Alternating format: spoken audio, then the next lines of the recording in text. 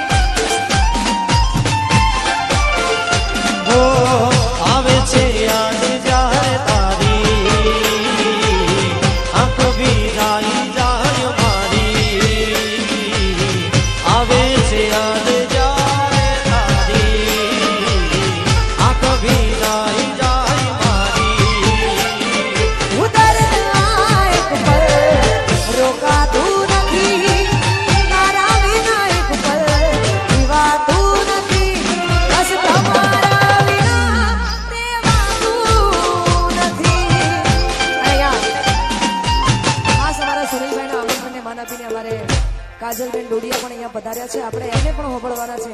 મેં પહેલા પણ કહ્યું ને આજે પણ હાલ બી કહું છું કે અહીંયા કોઈ કલાકાર તરીકે નહીં, આજે ઘરનો પ્રસંગ છે. અમારા હેલીની બાબરી નિમિત્તે બધાએ આમંત્રણને માન આપીને આવ્યા છે. થોડું ઘણું ને વધારે બધાને આપણે હોબળવાના છે. જય હો, જય શ્રી ગોતા.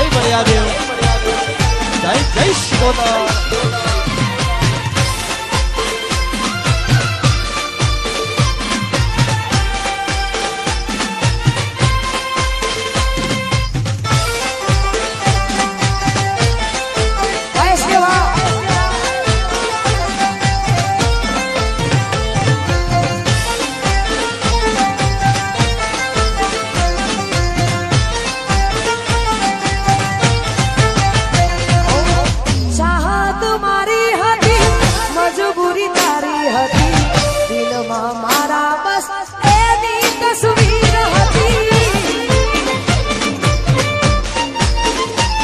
એ હવે મળતી નથી એ મન છોડતી નથી દિલમાં મારા બસ એક તસવીર હતી